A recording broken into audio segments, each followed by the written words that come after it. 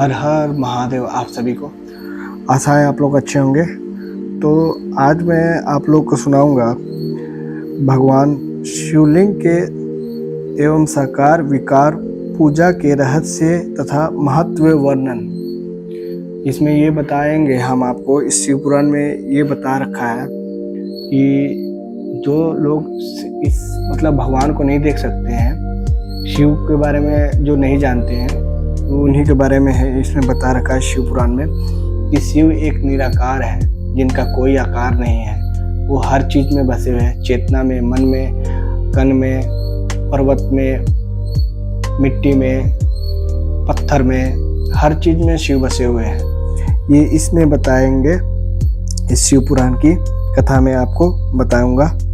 तो आइए पढ़ते हैं और जानने की कोशिश करते हैं। दोस्तों, अगर मुझसे कुछ संस्कृत वर्ड में अगर कुछ इसमें गलत हो जाता है तो प्लीज़ क्षमा करें आप, और मैं आपको समझाने का प्रयत्न ज़रूर करूँगा, क्योंकि मैं अभी भक्ति में नया नया उतरा हूँ, मुझे उतना नहीं पता इस चीज़ के बारे में।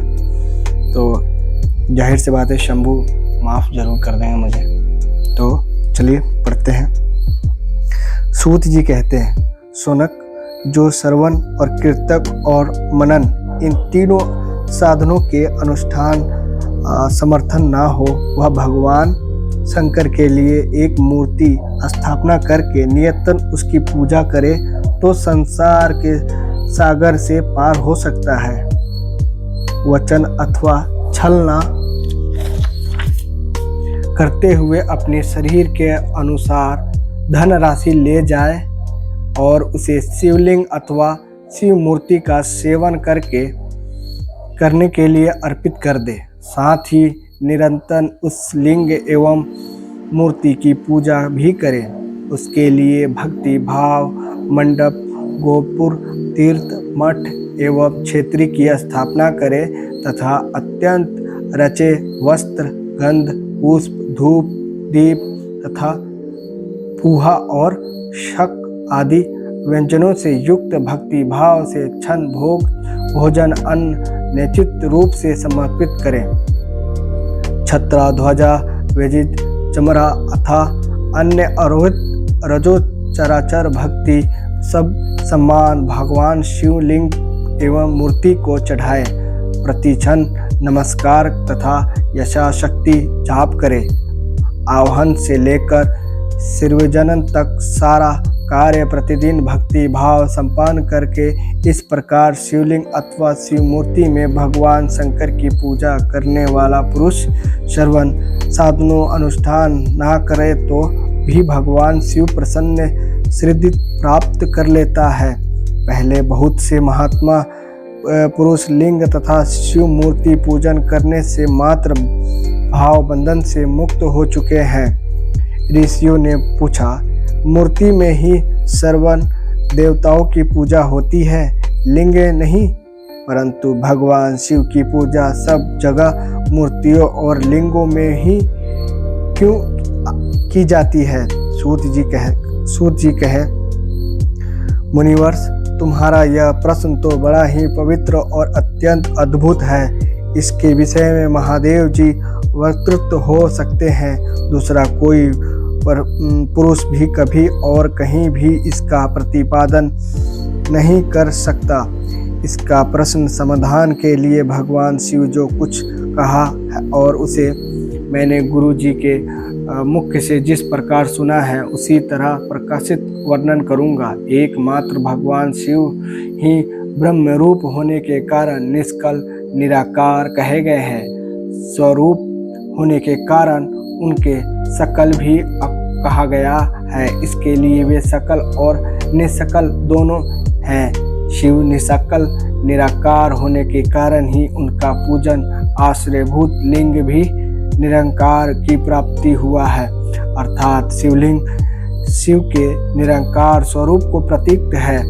इसी तरह शिव सकल या साकार होने के कारण उनकी पूजा आदर पूर्वक विकृत साकार प्राप्त होता है, अर्थात शिव का साकार विकार उसके साकार स्वरूप प्रतिपादन होता है। सकल और अकल समस्त अंग आकर्षित साकार और अंग आकार से सर्वसित रहित निराकार रूप होने से ही वे ब्रह्म शब्द में कहे जाने वाले परमात्मा हैं। यही कारण है कि सब लोग लिंग निराकार और मूर्ति साकार दोनों में ही सदा भगवान शिव की पूजा करते हैं। शिव भिन्न है, जो दूसरे देवताओं हैं वे साक्षात ब्रह्म नहीं हैं, इसलिए कहीं भी उनके लिए निकार लिंग की उपलब्ध होता है। पूर्ण काल में बुद्धिमान ब्रह्मपुत्र सनक कुमार मुनि मनंद चलन पर निषद इसी प्रकार प्रश्न किया था। सनक कुमार बोले, भगवान शिव के भिन्न जो देवता है उन सबकी पूजा के लिए सर्वश्रेष्ठ प्रात वेर मूर्ति मात्र की आधी संख्या में देखा और सुना जाता है। केवल भगवान शिव ही पूजा में लिंग और वेर दोनों का उपयोग देखने में आता है। अतः कल्याणमय नंदीश्वर का इस विषय में जो तत्व की बातें हो उसे मुझे इस प्रकार बताइए जिससे अच्छी तरह समझ में आ जाए।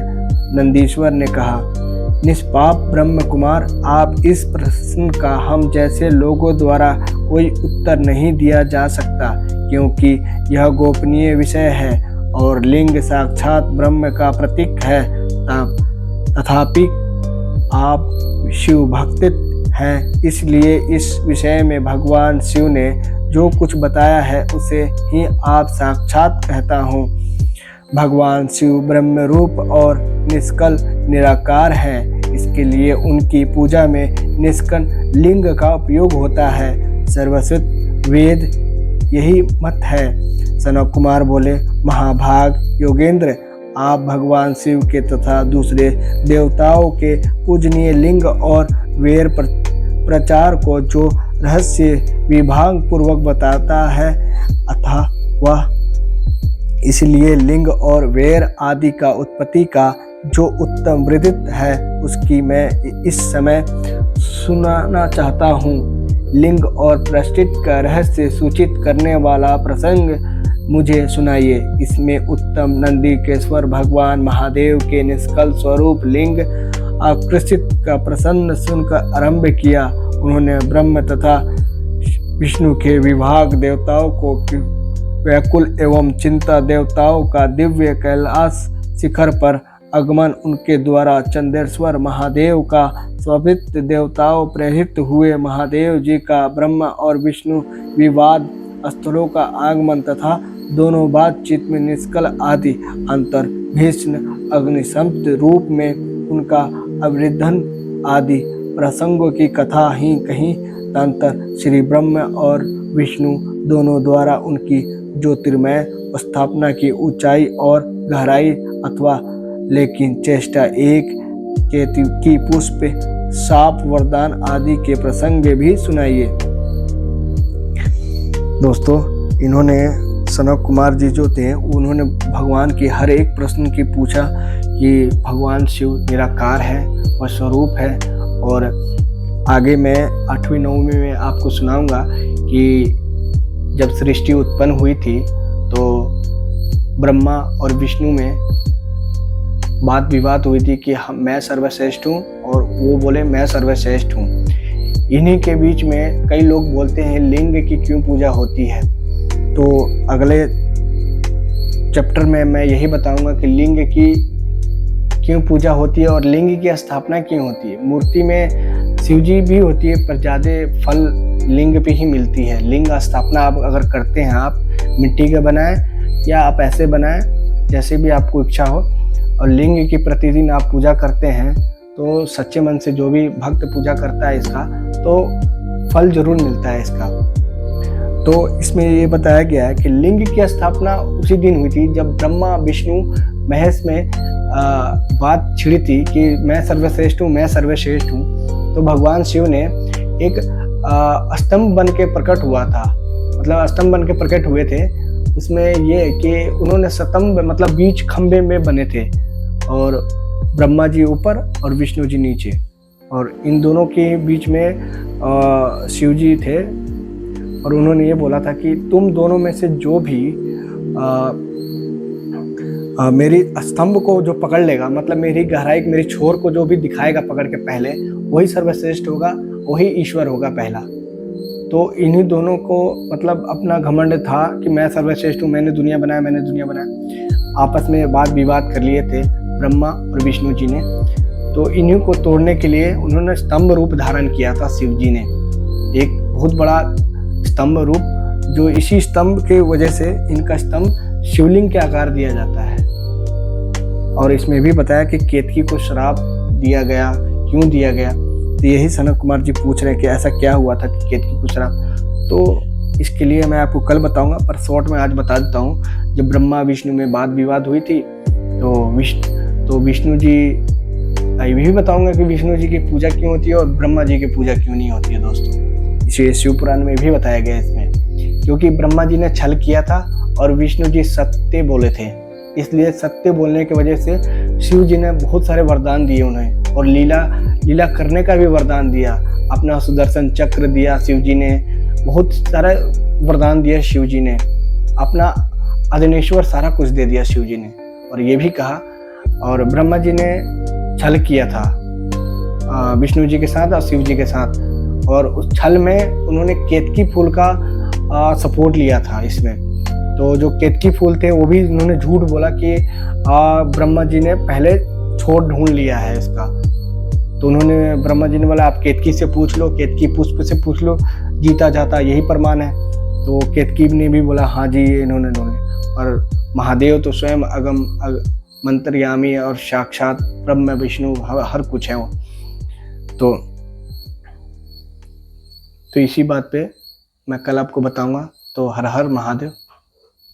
जय श्री